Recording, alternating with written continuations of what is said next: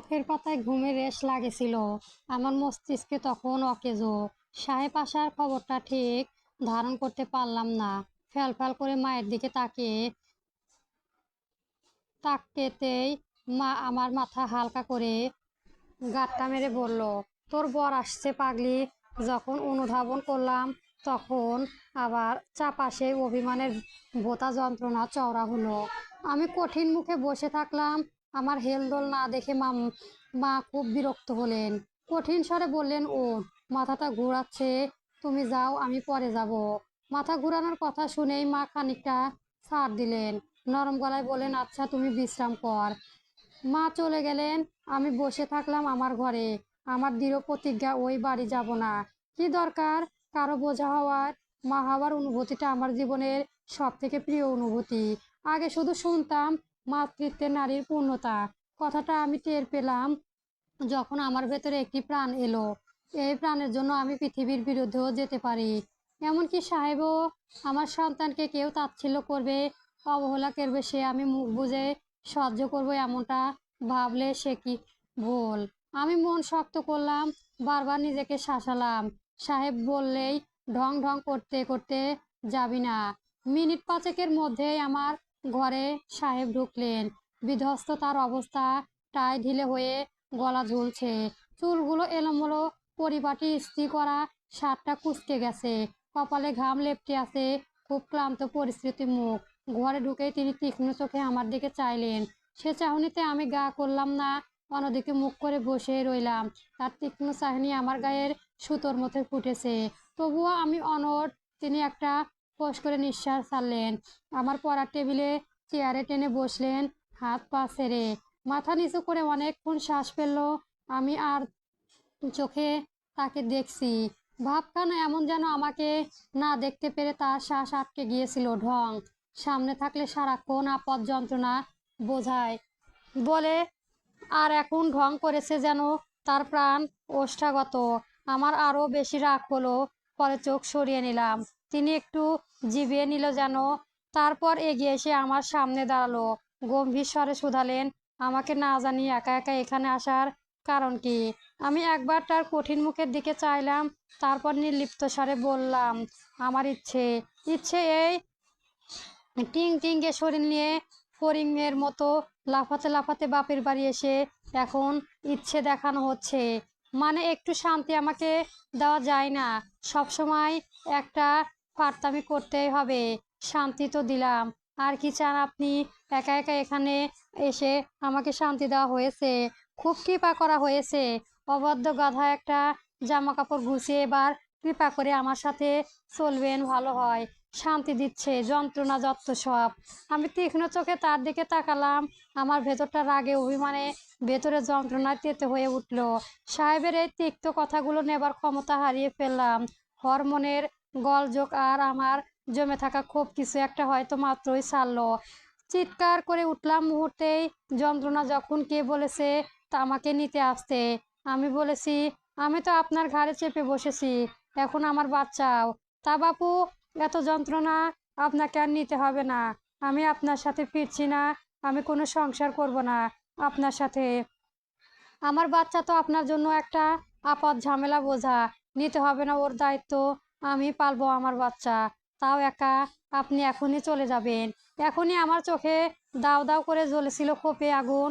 আমার এমন রুদ্রমূর্তি রূপে সাহেব যেন একটু হলেও চমকালেন। তার দৃঢ়তে বিস্ময় ছিল, কিন্তু তিনি তার মুখে প্রকাশ করতেন না। জলগম্ভীর কণ্ঠে শুধালেন, যাওয়া যাওয়া হবে না? না কেন? যে আমার সন্তানকে মূল্য দেয় না সেই মানুষের কাছে আমি থাকবো না। আপনি চামার একটা। আমি চামার? হ্যাঁ, চামারের থেকেও অধম। ছোট লোকেরও তা বাচ্চাদের জন্য প্রাণ দিয়ে দেয়। আর আপনি আমার সাথে যে ব্যবহার করেছেন, অসম্ভব আপনার সাথে থাকা। বলি, বাচ্চাটা কি আমি অন্যের সাথে শুয়ে এনেছি? এটা তো আপনারই বাচ্চা। একটুখানি মায়া হয় না আপনার? পাষাণ কোথাকার, অনুভূতি শূন্য চামড়া আপনি। আমি জল জলে চোখে তার দিকে তাকিয়ে কথাগুলো বললাম। রাগে আমার গা কাঁপছে, চোখ জমেছে অশ্রুয়। কাঠ কণ্ঠ কাঁপছে রাগে নয়, অভিমানে সেই ভোঁতা যন্ত্রণা। সাহেবের কপালের শিরায় দপদপ করছে। তিনি আমার বলা কথাগুলো শুধু আঘাতই পাননি, প্রচণ্ড রেগেও গেছেন।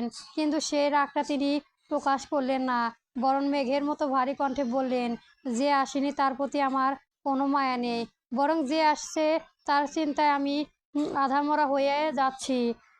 যাকে এখনোই দেখিনি, তার জন্য যে আমার সামনে ফড়িংয়ের মতো লাফাতে বেড়ায়, তাকে তো হারাতে পারবো না। এই মেয়ের বয়স কত তোমার? গাধা একটা। মা হওয়ার কি বোঝো তুমি? এই 9 মাসে যে কোনো কিছু হতে পারে। শুধু 9 মাসে নয়, ডেলিভারির সময় হতে পারে, ডেলিভারির পরও হতে পারে। শরীরে নেই রক্ত, খাওয়া দাওয়া করতে পারো না, কিছু খেলে বমি করে। আসছে মা হতে। সকালে ক্লান্ত মুখটা দেখলে আমার বুকে ব্যথা হয়, অপরাধী মনে হয়। এই আমার পেয়ারা কিছু হয়ে গেলে আমি কি করব? কোথায় পাবো তাকে? এটা কি সত্যিকারের পেয়ারা যে গেলাম আর কিনে আনলাম? এটা যে আমার নিজস্ব পেয়ারা? কোনো ধারণা আছে? প্রতিটা দিন, প্রতিটা রাত আমার কেমন কাটে? রাস্তায় যখন বিডমি খেয়ে উল্টে যেতে দেখলাম, আমার মনে হলো আমার দুনিয়ায় উল্টে গেছে। ছাগল কোথাকার! দিন রাত একটু ঠুন্ডা মারতে পারতাম, তাও তো পারি না। যন্ত্রণা যত সব। আমার রাগ পড়লে না তার কথায়, উল্টো রেগে বললাম, আমি যদি এতই গাধা হই, তাইলে কৃপা করে আমার কাছে আসা হতো কেন? মনে ছিল না এর ফলাফল একটা জীবন হতে পারে? বুইড়া চামড়া একটা। রাতের বেলা হলে তো হুঁশ থাকতো না, যন্ত্রণায় যত সব। তখন কি জানতাম যে গাধার গর্ভ এত দুর্বল? গাধা তো দুর্বল। একেবারের মতোই হারানোর অবস্থা হবে আমার। জানলে কি সীমানাতেও আসতাম না। জানলে কি আমাকে মিট চেপে সাজিয়ে রাখতেন? তিনি ঝুঁকে বললেন, আমার মুখখানা নিজের হাতে নিয়ে ঠোঁট ছুঁয়ে আমার অশ্রুসিক্ত চোখে সবই স্পর্শে আমি কেঁপে উঠলাম। তিনি আমার চোখে চোখ রেখে নরম সুরে বললেন, হ্যাঁ তাই করতাম। পারলে আমার পেয়ারাকে আমি মিশ্রপে তুলে রাখতাম। আমি তার দিকে টলমলে চোখে তাকিয়ে আছি। তার কঠিন মুখখানা আর কঠিন লাগে না। তিনি অগ্নিগতে চুমু খেলেন আমার মুখে। তার বেপরোয়া উষ্ণ ছোঁয়াগুলো আমার জমে থাকা অভিমান, রাগগুলোকে একটু একটু করে গলিয়ে দিল। চোখে জমানো আভাজ অশ্রু। আমি ভ্যাবা করে কাঁদতে লাগলাম। আগুনের তাপে যেমন মোমে গলে যায়, আমিও সাহেবের আলমগীরে নির্লজ্জের মতো গলে গেলাম। সাহেব আমার মুখখানা আজ লয় ভরে সেই প্রথমবার নরম গলায় নিজের কথা বললেন। আমার অনুভূতিগুলো জড়ো, আগলা দরদ আসে না। আমার চিন্তা চেতনাগুলো শুধু আমার সামনে থাকা মানুষদের ঘিরে, যাদের প্রতিনিয়ত চোখের সামনে দেখি। আমি শুধু তাদেরকেই চাই। তাই আমার কাছে বাচ্চার থেকে আমার গাধা পেয়ারাটাই বেশি জরুরি। বোঝা গেছে কথাটা? আমি কাঁদতে কাঁদতে দলা পাকানোর স্বরে বললাম, আমি যখন বেশি জরুরি, তাহলে আমার সাথে এমন আচরণ করেন কেন? জানেন, শারীরিক যন্ত্রণা থেকে মানসিক যন্ত্রণা বেশি ভোগায়। আমার শরীর খারাপের জন্য আপনি দায়ী। আপনি আমাকে প্রচুর মানসিক কষ্ট দেন। আপনি আমাকে ভালোবাসেন না, আমি সেটা মেনে নিয়েছি।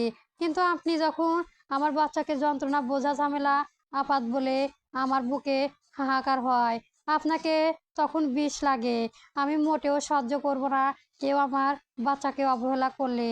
এটা কি রাস্তার বাচ্চা? ও আমার বাচ্চা, মুহাম্মিন সরকারের বাচ্চা।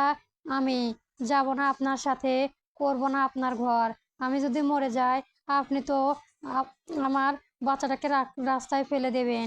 তিনি আমার অভিযোগগুলো খুব শান্তভাবে শুনলেন, রাগ দেখালেন না। সেই প্রথম তিনি এতটাই শক্ত ছিলেন। আমাদের 11 মাসের সাংসারিক জীবনেই সেই প্রথম তিনি আমাকে তার সামনে মেলাতে দিলেন। আমার কথা শেষে তিনি আমার চোখ মুছে দিতে দিতে বললেন, তাহলে মরো না, সুস্থ থাকো, আমার কাছে থাকো। কেন থাকবো? ওই বিশ্রী কথাগুলো শোনার জন্য।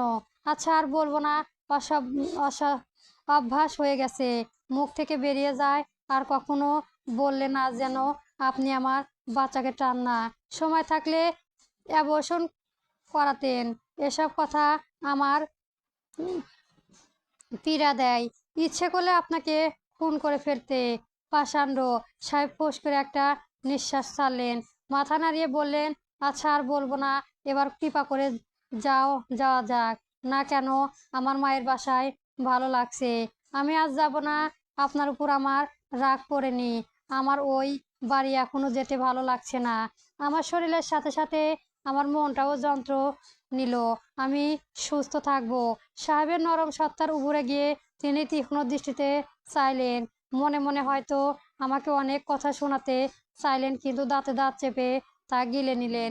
শুধু বিড়বিড় করলেন, একটু আহ্লাদ দিলে মাথায় উঠে নৃত্য করা শুরু হয়েছে। যন্ত্রণা যত সব। আমি তার দিকে চেয়ে বড় বড় করে বললাম। আবার আমার শাসানো দেখে সাহেব হতভম্ব হলেন। মুয়াম্মিন সরকারের থেকে 14 বছরের ছোট গাধা কিনা তাকে শাসাচ্ছে। আমিও সে সুযোগ ছাড়লাম না। তাকে রাগে পাওয়ার তো চারটেখানি কথা না। তিনি চোখ ছোট ছোট করে ধাঁধালো চোখে তাকিয়ে রইল। আমি সেই দৃষ্টি মোটেও পাত্তা দিলাম না। এইটুকু তো জানি, কোথাও না কোথাও পরিবারের সবার মতো আমি সাহেবের চরম দুর্বলতা। তিনি বাধ্য হলেন সেই দিন আমাদের বাড়িতে থাকতে। রাতে আমি শুটকি ভর্তা দিয়ে 2-3 লোকমায় খেতে পারলাম। বেশি খেলে গা শুধায়। সাহেব সেটা আর চোখে দেখলেন। হয়তো কথা দিয়েছেন, তাই কিছু বলতে পারলেন না। রাতে ঘুমাতে খুব যন্ত্রণা হলো। এপাশ ওপাশ করেও আমার ঘুম এলো না। সাহেব আমার চোখের উপর হাত রেখে ঢেলে দিলেন। গম্ভীর স্বরে বললেন, ঘুমাও। ঘুম আসছে না? দুপুরে অনেক ঘুমিয়েছি, তাহলে চোর পাহারা দাও। আপনি এমন কেন? চামড়া। একটু ভালোবাসার কথা বলতে পারেন না? ন্যাকামি আমার ভালো লাগে না। কি ভালো লাগে শুনি? বলা যাবে না কেন? গাধাদের এত জানতে নেই। মা হতে যাচ্ছি আমি। সাহেব মৃদু হাসলেন। অতঃপর আমার গালে একটা কামড় দিয়ে বললেন, মা হলে কেউ বড় হয় না, গবরে আর বয়সে হতে হয়। পেয়ারার মাথা ভর্তি শুধু পোকায়। বাড়ি গেলে পরিষ্কার করে দিব। সাহেবের সাথে কথা বলতে বলতে কখন ঘুমিয়ে গেছিলাম টের পাইনি। তবে সাহেবের হয়তো ঘুম এলো না। তিনি সারা রাত শুধু আমাকে দেখলেন, নীরব নিশ্চুপ দৃষ্টি, শান্ত দৃষ্টি। প্রেগনেন্সি যতটা আমার জন্য খুব কঠিন ছিল, আমার শরীর আমার কল্পনার থেকেও দুর্বল ছিল। শ্বাসকষ্ট নামক অবধি আমাকে কাবু করলো। অথচ এই রোগী আগে ছিল না আমার। ঘুমাতে পারতাম না। পেট একটু বাড়ার সাথে সাথেই ক্লান্তি বাড়ল, শরীর আরো দুর্বল হলো। বাচ্চার গ্রোথ ছিল কম, পেটে ব্যথা হয়। আমি খেতে পারতাম না। আমার অরুচি হতো, বমি হতো। এমনকি পানি খেলেও বমি করতাম। একটা সময় কলের কাছে বসে থাকতাম ক্লান্তি শরীর নিয়ে। সেটাকেও টেনে তোলার ক্ষমতাও ছিল না। মিষ্টি আপু আর সাহেব ছিলেন আমার একমাত্র ভরসা। সাহেবের ঘুম কেড়ে নিলাম আমি। আমি দেখে যেত প্রায় রাত তার জেগেই থাকতে হতো। তখন ছিল জ্যৈষ্ঠর গরম। বিদ্যুৎ থাকতো না রাতে। আমি ছটফট করতাম। সাহেব আমাকে তাল পাখা দিয়ে বাতাস করতেন। তিনি টু শব্দও করতেন না। কপালে থাকতো প্রগট ভাঁজ। সেই ভাঁজের অর্থ আমার জানা ছিল না। খুঁজতেও চাইতাম না। মুড়ির মতো ঔষধ খাওয়ার পর এত কিছু আর ভালো লাগলো না। বাবার বাড়িতে আমাকে যা কথা সাহেব দিয়েছিলেন তা তিনি রাখলেন। একটিবারের জন্য ঝামেলা, আপদ, যন্ত্রণা এসব কথা ব্যবহার করলেন না। খুব আহ্লাদ করতেন তাও না, কিন্তু চেষ্টা করতেন যে আমার কোনো অসুবিধা না হয়। আমার কাজ করার নিষেধ ছিল। সিঁড়ির বাইরে পারতাম না বলে আমাকে নিয়ে তিনি নিচে ছোট ঘরটাতে চলে এলেন। এই ঘরটা আমার ঘরের মতো সুন্দর না, খুব ছোট। আমি একটু জেদ করে বলেছিলাম, এই পচা ঘরে আমি থাকবো না। ডাক্তার সিঁড়ির বইতে মানা করেছে।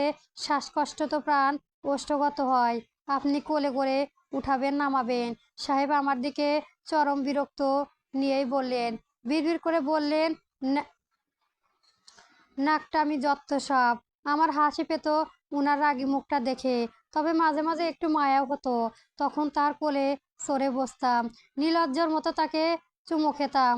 তিনি কিছু বলতেন না। আমার চুমু খেলেন। আমার বাচ্চার মতো তিনি যে হাল ছেড়ে দিয়েছেন।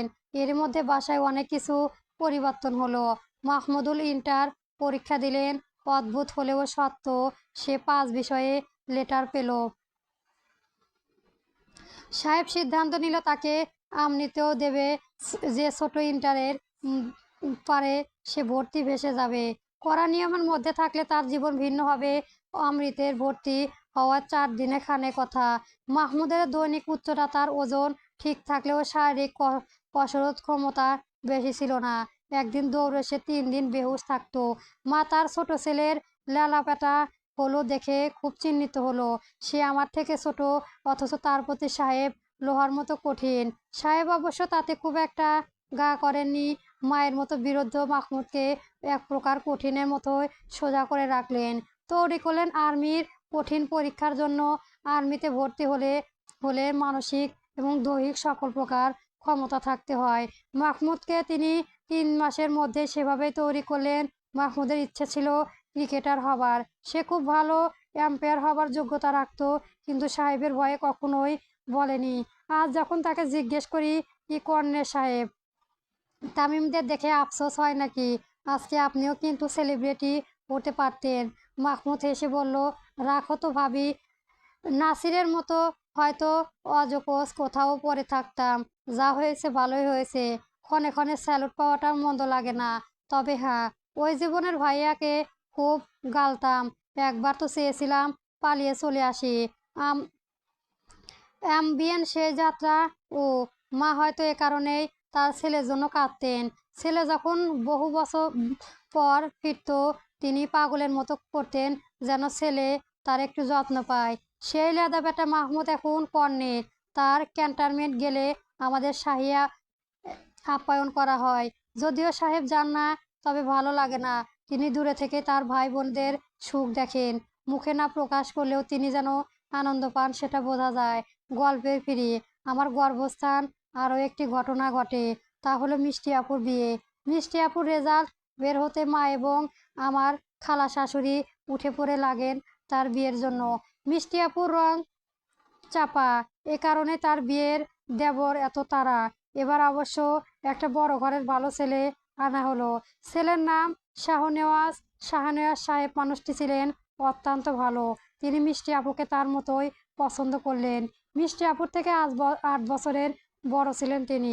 সাহেব এবার আপত্তি করতে পারলেন না, কারণ মিষ্টি আপু বলেছিলেন তিনি চাকরি করবেন না, তার ভালো লাগে না পাত্রপক্ষ এলে এক বৃহস্পতিবার বিকালে। আমি শুধু চেয়ে চেয়ে দেখেছিলাম। সাহেব আমাকে লাফালাফি করতে বারণ করেছে। সে কারণে কিছুই আমার করা হয়নি। আমার পেট তখন বাড়ান্ত। 7 মাস চলমান, শরীরটাও প্রচণ্ড দুর্বল। মাঝে মাঝে পেটে ব্যথা অস্থির হয়ে যায়, মাঝে মাঝে পেট শক্ত হয়ে আছে। ডাক্তার আমাকে একটুর জন্য বেড রেস্ট দেয়নি। তবু আমার উৎসাহের কমতি রইল না। সেই বাড়ান্ত পেটের উপর শাড়ি জড়িয়েছিলাম। সাহেব বিরক্ত নিয়ে আমার দিকে চেয়েছিলেন। এবার তো বলেই দিলেন, যা বিয়ে তো যার বিয়ে তার হুঁশ নেই, পাড়াপড়শির ঘুম নেই। ভালোই হয়েছে। বিয়ে কি প্রতিদিন হয়? আপনার মতো মানুষ বুঝে কি করে হুতুম। বেশি উজাড় হচ্ছে না? কি করবে উঠলে? আমার বডিগার্ড আসছে বুঝলেন। সাহেব আর কিছু বললেন না। পাত্রপক্ষ চলে এসেছে। মিষ্টি আপুকে সেই দিন খুব মিষ্টি লাগছিল। শুধু মুখটা ছিল মলিন, যেন যেন চাপা বিষাদ তাকে কাবু করে ফেলেছে। ও বাড়ির মা চাচি ফুপুর সাথে শাহনেওয়াজ সাহেবও সেই দিন এসেছিলেন। তিনি আগামী শুক্রবার বিয়ের প্রস্তাব দিলেন। মা রাজি হয়ে গেলেন। সাহেব কিছু বলতে চাইলেন, কারণ খুব তাড়াহুড়াই হচ্ছে। অবশেষে ঠিক হলো মিষ্টি আপুর বিয়ে হবে শুক্রবার। কিন্তু বৃহস্পতিবার রাতে আমার হাতে একটা চিঠি পড়লো। চিঠিটা ছিল মিষ্টি আপুর আদনাত ভালো ভাইকে লেখা এক পাতার একটা চিঠি, যার প্রথম বাক্য, আমাকে ক্ষমা করবেন আদনাত ভাই। চিঠিটা আমি মনোযোগ দিয়ে পড়তে লাগলাম। মিষ্টি আপুর গোটা গোটা হাতে চিঠি। আমাকে ক্ষমা করবেন আদনাত ভাই, আপনার মুখোমুখি হবার সাহস আমার নেই, তাই কাপুরুষের মতো চিঠি লিখেছি। আপনি চিঠিটা ছিঁড়ে ফেলবেন, নিজের কাছে রাখবেন না, কারণ এটা আপনাকে খুব কষ্ট দেবে। চিঠিটা ঠিক কোথায় থেকে শুরু করব বুঝতে পারছি না। কিছু কিছু কথা এমন হয় যার জন্য শব্দ অনেক ছোট হয়ে যায়। আমার কথাগুলো তেমন।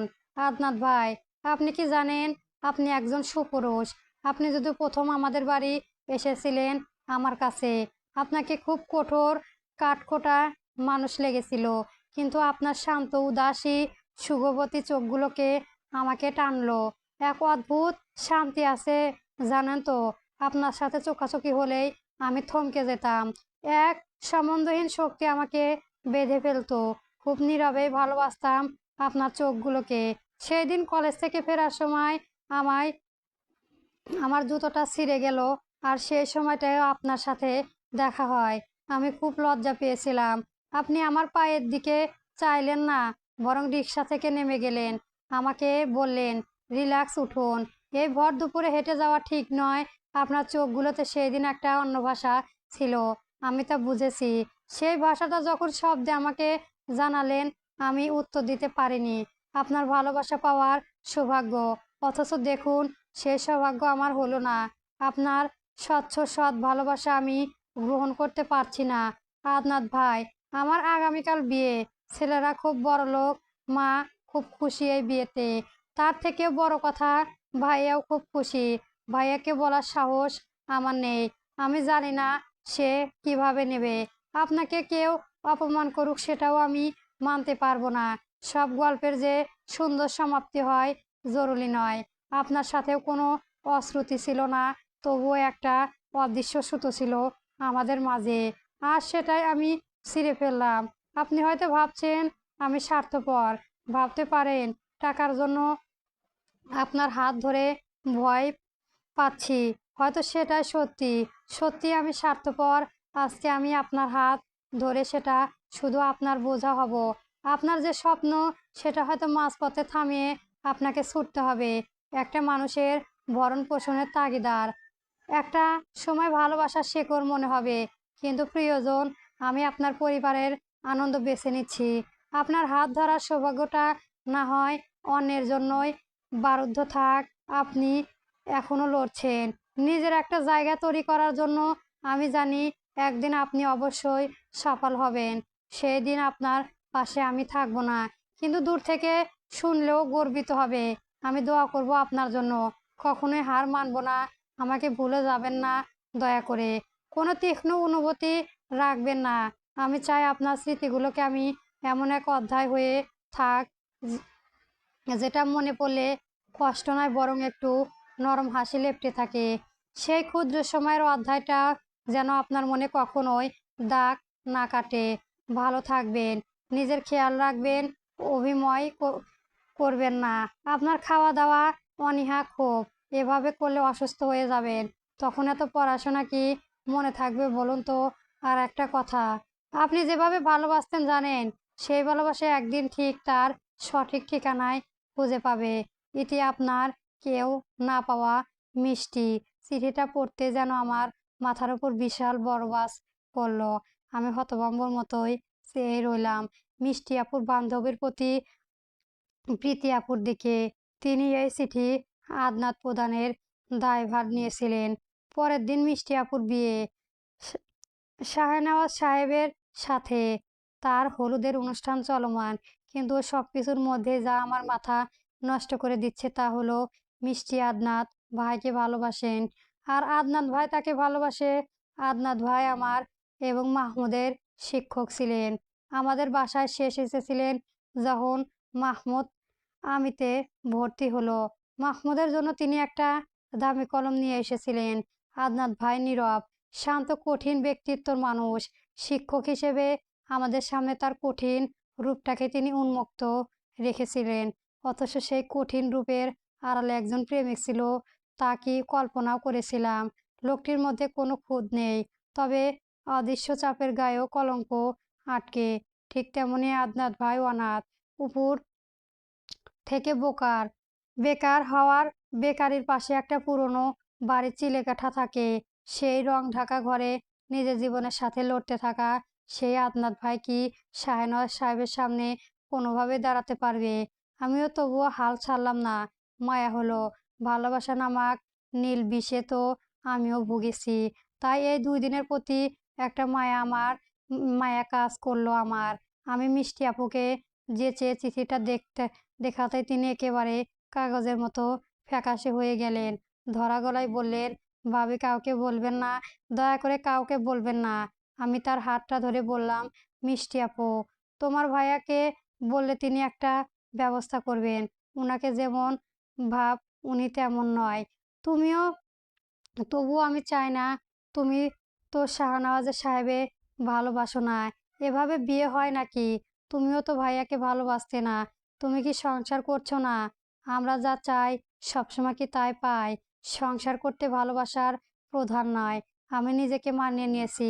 আজকে যদি আমি বিয়েটা ভাঙি, মা খুব অপমানিত হবে। ঘর ভর্তি আত্মীয়রা হাসাহাসি করবে। ভাইয়া হয়তো আমার মুখে দিয়ে তাকিয়ে রাজি হবে, কিন্তু মা পরে ভাইয়াকে আবার ভুল বুঝবে।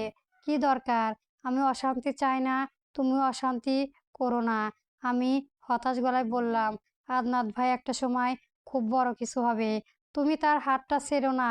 আমি জানি একজনই ছাড়ছি। এখন তার পড়াশোনা সময়, সেসবে ছেড়ে তিনি তখন পাগল হয়ে যাবেন আমার দায়ভারে।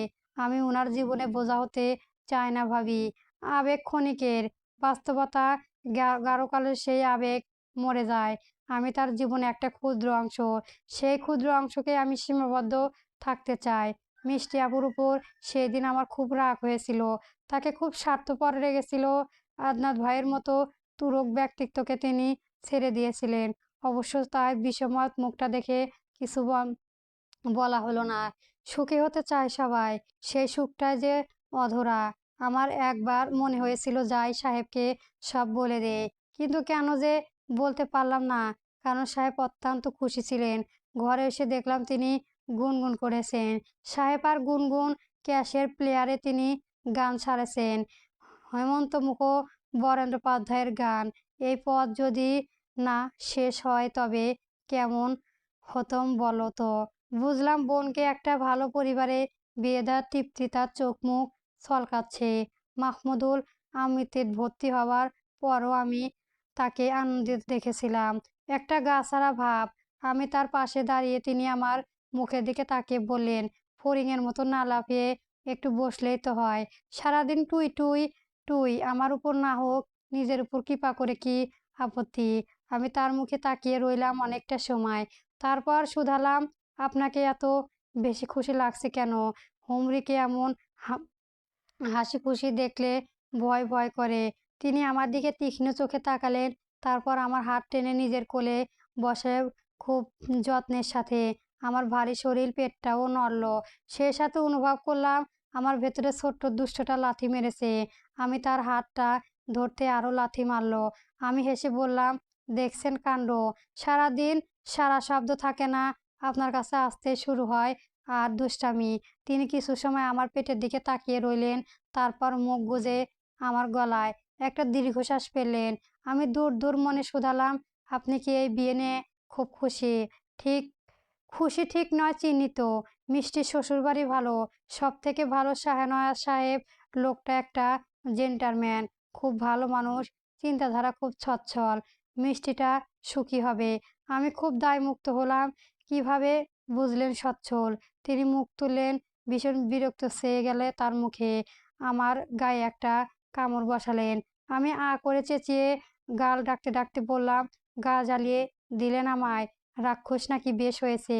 এই আমি কি তোমার মদগাদা, নাকি আপনি একটা বুদ্ধি ঢেকি? জবাব তো সাপের মতোই লম্বা হয়েছে। বলো মারে, বেশ করেছি। আমার কথাটা শেষ না হতেই তিনি আবারও আমার গায়ে কামড় দিলেন। আমি তার বুকে একটা কিল মারলাম। তখন আর তাকে আমার ভয় হতো না। একেই মা হতে চলেছি, সে কারণে যে আলাদা একটা সুযোগ পেয়েছিলাম তা অবাধ্য হবার। সে আমার হাত দুটো তার হাতের মধ্যে আটকে ধরলেন, চোখ গরম করে বললেন, কোল থেকে নামিয়ে দেব কিন্তু। আমি চড়ে বসেছি বলে উঠতে গেলেন, তিনি আমাকে বাহু ডোরে আটকালেন। আমি তাকে মিষ্টি আপুর কথাটা বলা হলো না। দ্বিতীয়বারের মতো তার থেকে কথা লুকালাম। সেই দিন যদি বলে দিতাম, তাহলে আজ মিষ্টি আপুর জীবনটা ভিন্ন হতো। শুক্রবার আসর বাদে মিষ্টি আপুর বিয়ে হলো। আদনাত ভাই এসেছিলেন, খুব শান্ত দৃষ্টিতে তাকিয়েছিলেন মিষ্টি আপুর দিকে। বিষণ্ণতা ছিল সেই দৃষ্টিতে। সাহেব নিজে তাকে বসে খাওয়ালেন। তিনি খুব স্বাভাবিকভাবে খেলেন। যাবার সময় আমার সাথে তার দেখাও হলো। তিনি মৃদু হেসে আমাকে বললেন, মিষ্টিকে বলো ওকে খুব সুন্দর লাগছে। তারপর তিনি চলে গেলেন। আদনাত ভাইয়ের সে চলে যাওয়াটাই আমি নীরব চোখে দেখেছি। হয়তো তিনি এখন তার চলে চলতে উঠার চিরেকোঠা যাবেন, একটা লম্বা ঘুম দেবেন। ঘুম ভাঙবে মধ্যরাতে, তখন আকাশের রূপালী জ্যোৎস্নায়। তিনি মিষ্টি আপু চিঠিটা বের করলেন, আবার পড়লেন, হয়তো নীরবে হাসলেন তার অদৃশ্যর উপর। মিষ্টি আপু শ্বশুরবাড়ি চলে গেছেন, ঘরটা কেমন ফাঁকা হয়ে গেল। আমার গল্প করার সাথে চলে গেল। একটা বছর আমি তার সাথে কাটিয়েছি। কখনো সে আমার বড় আপু হয়েছে, কখনো বান্ধবী। সেই সত্তাটা চলে যাওয়ায় আমার মনটা খুব উদাস হয়ে গেল। বাড়িটা অস্বাভাবিক বড় লাগে। সাহেব অফিসে গেলে শুধু আমি আর মা। মাঝে মাঝে খালা শাশুড়ি আসেন বটে, কিন্তু তাও আমার একাকিত্ব কাটে না। ঘরে এবং মায়ের দেখভালের জন্য একটা মেয়ে রাখা হলো। মেয়েটার বয়স 20-এর কাছাকাছি। নাম জরিনা। জরিনার চোখ অন্ধ। ছেলেবেলায় খেলতে খেলতে ইটের উপর পড়ে গিয়েছিল। চোখে ইটের কোণে লেগে কর্নিশা নষ্ট হয়ে গেছে। সেই থেকে সে এক চোখে দেখে না। লোকে তাকে কানা জরিনা ডাকে। মেয়েটি ঝাঁঝালো। 2 কথার পর 3 কথা বলেই তেড়ে ওঠেন। মা পছন্দ করেন না, কিন্তু উপায় নেই। আমার শরীরটা শুধু খারাপই হচ্ছে। মাঝে মাঝে পেটে খুব ব্যথা ওঠে। সেই ব্যথায় আমি চিৎকার করি। মা আমাকে সামলাতে পারেন না। বাথরুমে যেতেও আমার মানুষের সাহায্য লাগে। তাই জরিনা ছাড়া উপায় নেই। গভীর রাতে হঠাৎ হঠাৎ আমার ঘুম ভাঙে। শ্বাসকষ্ট শুরু হয়। ঘরে একটা অক্সিজেন সিলিন্ডার এত রাখা হয়েছিল। সাহেব তাড়াতাড়ি উঠে আমার মুখে অক্সিজেন মাস্ক লাগান। আমার মনে হয় আমি বুঝি মারা যাব। একটা সময় সাহেবকে মজা করে বলতাম, আমি মরে গেলে আর একটা বিয়ে করবেন আপনি? তিনি আমার কথা শুনে আমার দিকে মুখটা বিকৃত করে বললেন, হ্যাঁ, আমি সত্যি সত্যি মরে গেলে আপনি আর একটা বিয়ে করবেন।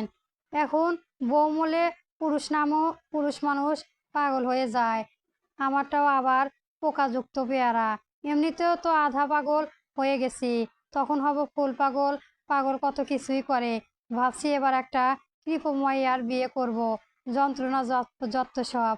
আমার সেই কথাগুলো মনে পড়ে। আমার পাশে চিরন্তন মুখে বসে থাকা কাটা কাটা চেহারায় পুরুষটাকে আমি কান্না মিশ্রিত স্বরেই শুধালাম, আমি কি সত্যিই মরে যাব সাহেব? তিনি আমার দিকে তাকিয়ে থাকতেন। একটু পর বললেন, তুমি একটু ঘুমাও কানন। আমি মাথা টিপে দেই। আমার তখন 8 মাস। আষাঢ়ে তখন 5 তারিখ। রাত রাতটা আমার ব্যথায় কেটেছিল। খুব কষ্টে ঘুমিয়েছিলাম। সাহেব আর অফিসে যাননি, নিজের জন্য থেকে গিয়েছেন। আর এখন আর ফজরের তোলার কাড়াকাড়ি তিনি করেন না। আমার ঘুম ভাঙে 11টায়। আমি খুব কষ্ট উঠে বসলাম। বাথরুমে যাওয়ার জন্য দাঁড়াতেই আমার মনে হলো আমার পা থেকে গরম তরল গড়াচ্ছে। আমি পায়ের দিকে তাকাতেই দেখলাম তাজা লাল রক্ত। আমি ভয়ে সিঁড়িয়ে গেলাম।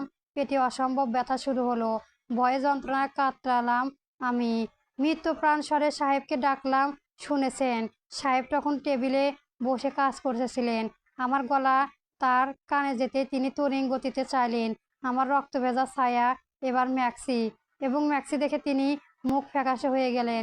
সেই প্রথম আমি সাহেবকে এতটা ভীতু সন্তুষ্ট দেখেছিলাম। পরবর্তী গল্প পেতে আমার চ্যানেলটি সবার আগে সাবস্ক্রাইব করে রাখবেন। ধন্যবাদ। গল্প খোপায় ওই গোলাপ কাটা চলবে।